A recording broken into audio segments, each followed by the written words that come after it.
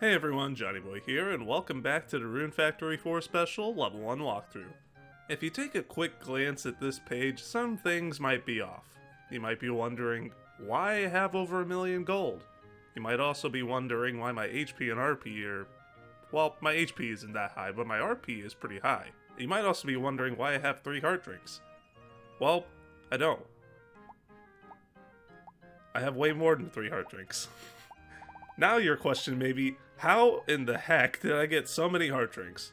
Well, along with explaining why my stats are so high and why I have so many heart drinks, we're going to be talking about things that you can do around the map, useful exploits, and ways to quickly increase your farming skills. So that's the subject of today's episode, and with that, let's begin. So, I've been farming quite a lot in my time off, due to some technical difficulties. A lot of my stats are quite high. My cooking's maxed, my forging is almost maxed, my chemistry is getting there, and my crafting's getting there too. My searching is really high. You might be wondering what that's all about. A lot of my skills are basically grotesquely overleveled right now. Why is that? Because farming gives you a whole lot of skill experience. Here's what I've been doing. These are all eggplants. At one point or another, I had them growing every day. Every single day they would be producing an eggplant. I would then be selling these said eggplants. Let me see if it shows you how much gold I've made from these eggplants. Yeah, right over there. 2 million. I've made 2 million just from eggplants. And that's not even including the dishes I've sold.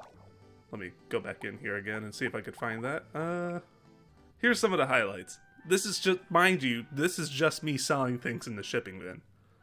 I have made a grand total of 940,000 gold. You know, we're just gonna pretend like I actually said the number correctly because I'm pretty sure I've messed that up twice. But the point is, from these 4 things, I've made well over 1 million. Now, you might have noticed that I also said just the shipping bin is where I got that money. Where else have I been getting money? The shop box. So, let's take a look inside. I have here a piece of pizza. This is something I can easily make, and it's level 8, which is moderately impressive. I could probably get it to 10 if I really wanted to, but it's a little more complicated. And I can easily make level 8s, so that's fine for now. If you look down there, let me just maximize it. It sells for 16,000. And that's just the base price. I'm gonna go grab my elephant. He's not over here. Oh, by the way, these 2 I caught in a lost episode. I unfortunately won't be able to show this episode because a lot of my stuff got deleted and I'll never see it again. But I'll explain it a little bit later. The only important thing that you need to know is that an epic battle was had, and we have the mage Himiko. Now it's time to talk about the elephant in the room. Jelly. So we're going to be taking Jelly over here to help us with this little exploit. You're going to want to get on your elephant, walk over here, and then just suck. And as long as they're not in conversation or pathing to somewhere else, it will bring them directly to you. Now, I've been selling things for quite a while, so if I click Be Enthusiastic, it'll automatically sell the item. Now, that says 21,400. It was originally selling for 16,000. I can also ask him to give me a little more. This doesn't always happen, but let's just see what happens. 22,000. I could ask for more, but I'm not going to be greedy. And that is mostly what I've been doing to make money. Why do I need money? Well, here's what I've been doing. Let me just go to the shop. The first set of conquests that I wanted to do in my time off was this. In case you've missed the news for the past couple of weeks, my computer essentially exploded. and I had basically nothing to do except for grinding stuff that I said I was going to grind in Rune Factory 4. So, in order to get things that I needed, I wanted to start with vegetables. So, if you'll look at the bottom right of the screen, every single vegetable and flower is at level 10. Well, except for the ones that I don't deem important right now, like fodder and golden vegetables, but we'll get to those eventually. I can't exactly do all of the requests that would get me more C's because I haven't gone past the beginning of Arc 2, so we'll take care of those in time. Now, the next question may be, why in the world did I spend all that time doing that? Well, in order to make money, which would have helped me with other things, I needed vegetables so I can make really good dishes. You may be wondering why in the world I would spend so much time leveling every single seed up to level 10. Well, you see, whenever you complete a certain request, the shop starts carrying higher leveled vegetables, and those higher leveled vegetables depend on what level seeds you ship. So, let's say I have a level 5 potato seed. If I ship it, the next day, provided the shop is carrying a potato at that time, you should see a level 5 potato. Since I sold a level 10 seed of everything is level 10. So I can easily buy as many fruits and vegetables and flowers I want that are all level 10. This helps me out tremendously with crafting potions and vitamins and very expensive dishes that I can make and sell. Which is precisely what I did. So once I got all of the vegetables up to level 10, here's what I did. Let's say I wanted to make pumpkin flame. Now that I have a level 10 pumpkin, I can just take a bunch of these, like buy them in bulk. I could buy 24, right? Or let's just say, for example, I bought one. This is 378 gold, right? Now we're going to go back to my house. We're going to go down here to the steamer. And let's see how much a level 10 pumpkin flame would sell for. That sells for 4,050 gold at level 10. This is extremely profitable for me. I basically have a bunch of materials that I'm getting for free, and I only have to spend a little bit of money for the pumpkins. So I could just buy a boatload of these pumpkins as long as I have the eggs and milk provided, and make a decent profit off of this alone. Not only that, but I would increase my cooking skill tremendously. And that's exactly what I did. Once I had maximized my cooking, I set my sights to forging, crafting, and chemistry.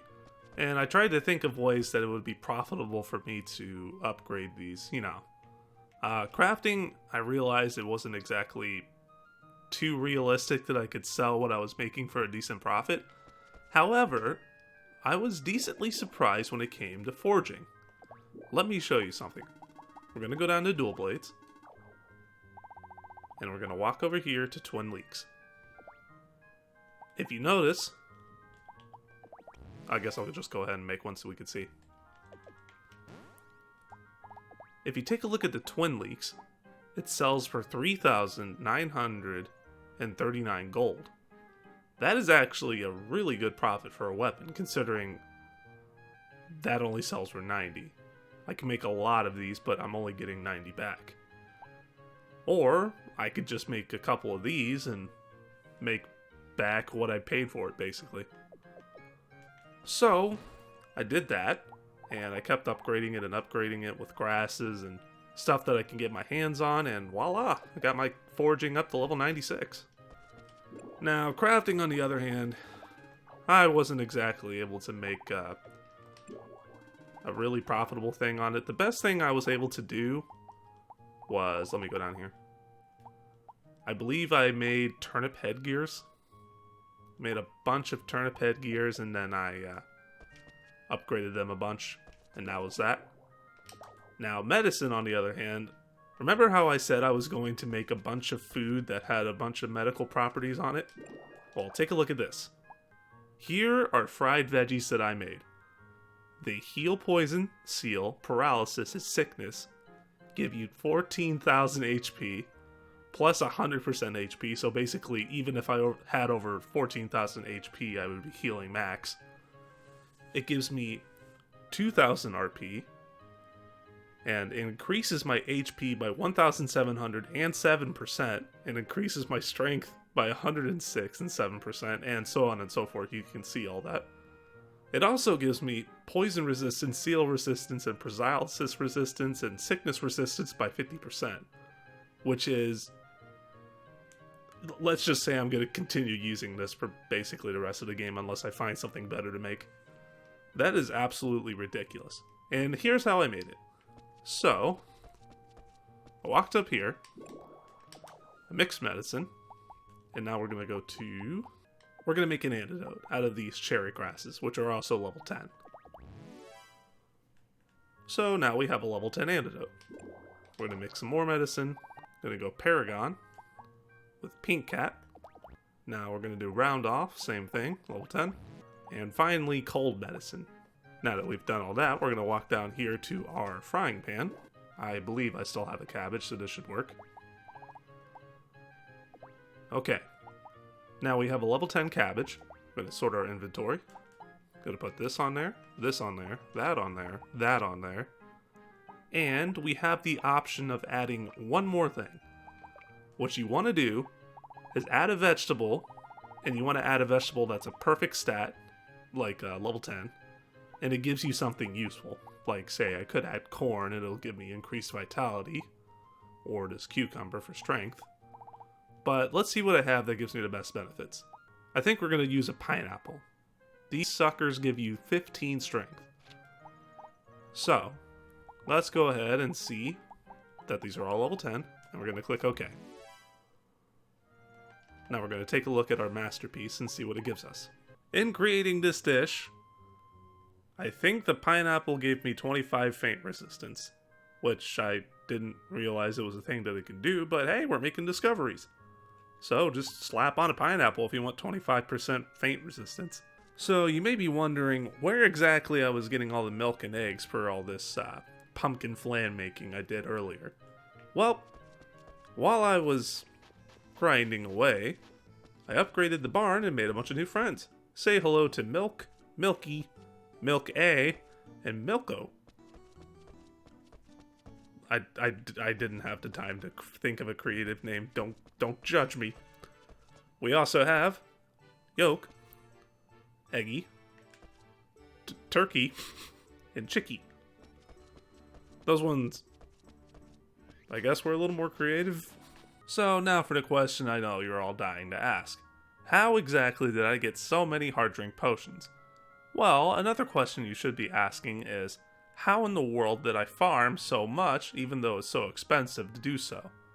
Well, both of those questions can be answered with one simple thing.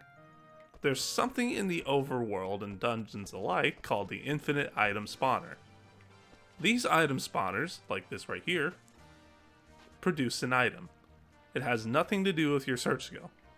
So today, this spot right here will infinitely produce toy herbs. Tomorrow, it could be something different. In this particular spot right here, I believe it's medicinal herbs, potion, toy herb seeds, and a stone. In another spot, like, let's say down here, the things get a little more crazy. If you run past these mushrooms right here, this spot right here, behind this mushroom, you can see my guy dancing a little bit, has an interesting item spawn.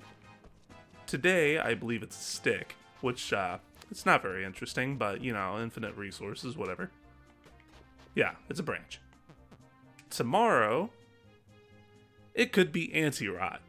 The day after, it could be fertilizer. And the day after that, it could be growth. This spot right here is a little miracle. In fact, I'm gonna sleep and then run over there and see what it gives me. And take a look at that. No rot. If I walk out and come back in, sometimes it takes a couple of tries. Take a look at that. No rot again. I could do this all day up until the day switches over, and it would give me nothing but no rot. I could do this as much as I want, get as much of it as I want, and I could use all of this for my farm. Or I could sell it, I guess, but that'd be a waste. Okay, now that that one's out of the way, I'm going to load up a save that shows you something interesting. It's time to answer the question of, Where in the world did I get all those heart drinks? Well, of all the item spawners, there's one in particular that has an interesting thing you can get from it. So what we're going to do is we're going to call the airship, and we're going to go down to the Delirium Lava Ruins. Turns out, this place actually has something good in it. For all the crap that it gives us one shiny little trinket in return. So, if you have a rosary, like I do, I suggest you equip it. We're going to go down here, walk through this, and to the left is a hidden room. In this hidden room, if you walk to the center, there will be an item there. The items can be a fire crystal, a ruby, heavy spice, or, in this case, a heart drink. Sometimes it does take a while to show up, but that's okay. It is worth it. If you drink it, you get maximum 10 HP. So now we're going to go back to our current self. So you may be looking at this and thinking, this is the span of a couple of days. No. This is the span of one entire day. This all right here is around 1,000 max HP. In fact, I'm going to prove it. I'm going to drink all of these right now. So keep in mind I have 2,780 max HP. And here we go. Now, we had 2,780 HP whenever we started, and now we have 3,980 HP. From one day of grabbing those materials, I increased my maximum HP by 1,200 points. That's just one day. In a level 1 walkthrough, that HP could be vital. Especially since a certain boss I had to grind for a while kills me in one shot, no matter how much HP. Well, okay, I guess I could grind my HP a lot higher, but he does around 6,000 HP with one attack. I'm going to be showing you guys it since it's relevant to what I'm about to talk about. So, I had to get the money to buy these seeds somewhere, since I didn't have a really good way of making a whole lot of money early. So, what I did was I sold orichalcum. Orichalcum is a special ore that you get in a couple of late game areas, but it sells for quite a lot. A level 10 one, which I somehow miraculously managed to get 2 of, goes for around 7,000 gold. Something a bit cheaper, like level 3, would probably go for something around maybe 4,000 or 4,500, maybe 5,000 if I'm lucky. But the point is, I had to collect a decent amount of these so I could get started with my farming exploits. I'm going to show you guys how tough that boss is that I have to go through to get all the orichalcum in just a minute, but first we're going to talk about something that I probably should have talked about a long time ago, and that's farming. So, I bought a lot of corn. Why did I buy a lot of corn? Well, if you happen to hoe a piece of corn onto your field, it pretty much dang near fully recovers it. Which is good because we're going to be needing a lot of HP restoring items for what we're going to do to this poor field. Okay, so let's say we want to increase clover seeds. Let's buy 4. So now that we have those 4 clover seeds, we're going to sprinkle, let's get 6 of those. And we're going to buy a couple of these. Let's say 3. And we're going to put some no rots on there as well. We're going to take a look at this seed and see what it says. So it grows well in spring and fall, which means that we're going to have to take it to the autumn field because I don't have the spring field yet. So let's head on over to the autumn field. I have a bunch of strawberries growing here for profit and for selling on cakes, but that's not very important right now. So we're going to hoe this ground up and take a look at its base properties. It has 1.4% growth, 0.09% quality, 105 health, and its size and defense are okay, I could say. So here's what we're going to do. We're going to throw the seeds on there right now. We're going to sprinkle all these greenifiers on there. 1, 2, 3. All of these no-rots on there. Well, maybe not all of them. It's quite a bit of no-rot. You know what? Let's sprinkle all the no-rot. I'm a rich son of a gun. Who cares? And all of these on there. Now, if we take a look at this again, our growth is maxed at 5.0. Our quality, the max is 2, so we probably could have got more there, but that doesn't really matter since it's at the max level. And our defense is 18, which I'm assuming is the max, but our HP, well, our health's at 0. Our HP's at 2,000 actually. So if we watered this and came back the next day, it's safe to say that our crop would probably be dead.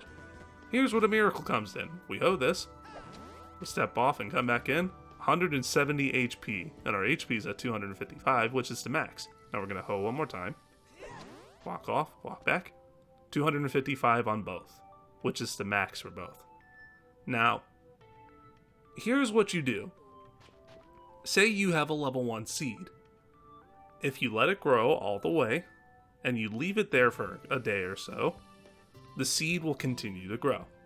So the seed will probably go, realistically, if you have quality 2, it'll go from level 1 to level 5. And then if you do it again, it'll go from level 5 to level 7. Then from level 7 to level 9, and then finally 10. That is how I managed to get all of those level 10 seeds in a short amount of time. Now on to the fun part of the episode. Oh, this is rough. This fight is not easy. Let's go ahead and grab a couple of these. And I guess I'll eat one now. So what you want to do to prepare yourself for a fight is to eat one of these. And don't eat another dish if you have it. Instead, use potions. I have a bunch of level 10 mystery potions that heal me for 6,000 HP, which is just shy of what I have. So it'll basically heal me for full. And when I drink those, my effects of the dishes won't go away. But as I've mentioned previously, the boss that I'm about to fight does around 6,000 HP with one attack. So it's still pretty rough, which is why I tamed this. This little pineapple monster, who's aptly named Healer, does just that.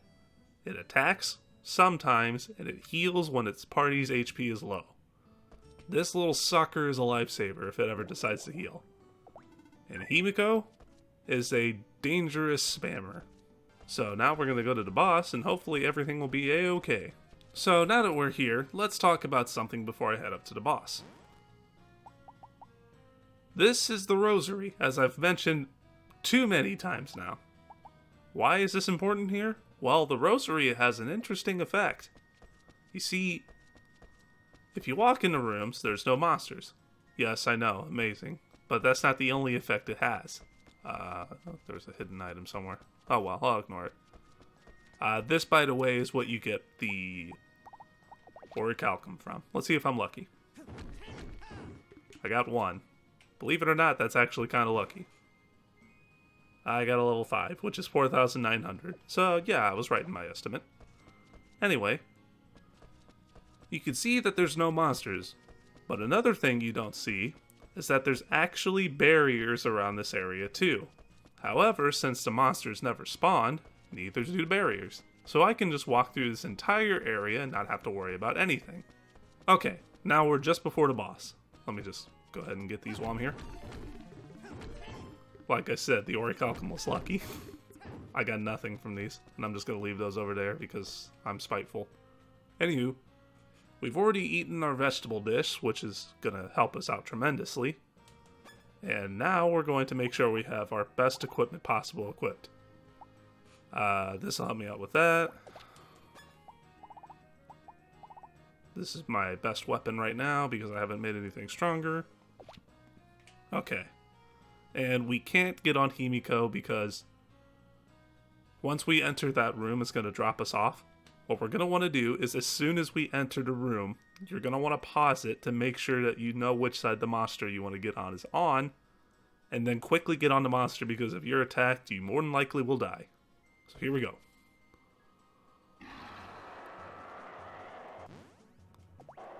Okay, Himiko's just below us. Alright, we're gonna get on Himiko and then run over and wait for this thing to attack. Okay, good. Now we're gonna launch those. As you can see, Himiko fires 2 dark balls in a row. We're just gonna keep spamming this because it does a decent amount of damage. Now, the hard thing about this boss is that once it gets to half HP, its defense is double. Yeah, that's right, its defense is double. Not only that, but this thing does a crazy amount of damage like it just did right there. It just murdered my monster, and you may think I have this thing over almost dead. Oh no. I still have quite a bit to go. If I get hit by any of those stones, I'm dead. Well, Himiko's dead. I have a little bit of time. Oh god, ow! Come on, keep going, keep going, keep going. Now I gotta get out of the way of that tornado because it will murk me, and its tail... Oh crap, I didn't equip my heal. Do I have Cure-All? I do. Okay. Now we're gonna put this on quickly. Bubble up right here. Oh god. So we're gonna keep spamming.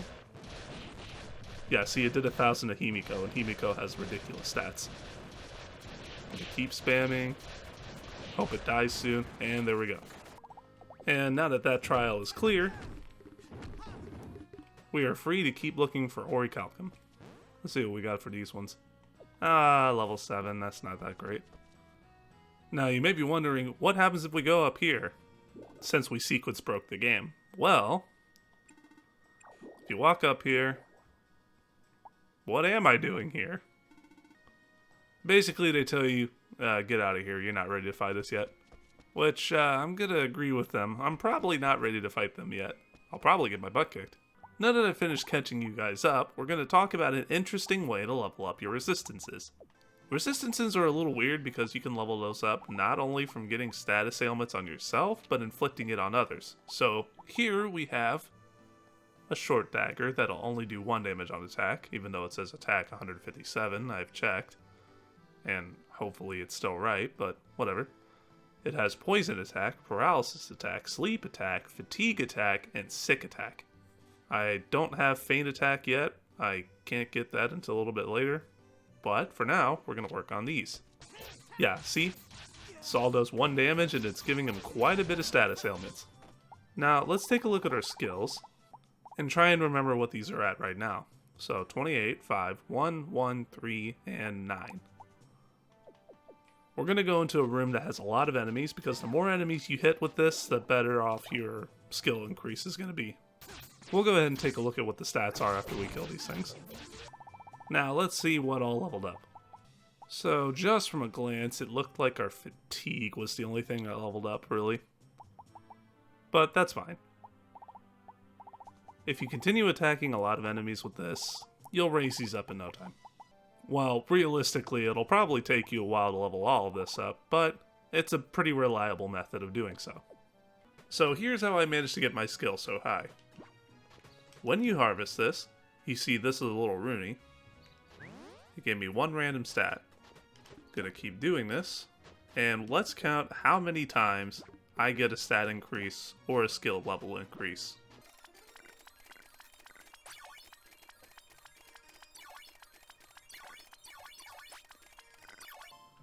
So from all of that, I got a stat increase 4 times, and I got a skill increase 6 times.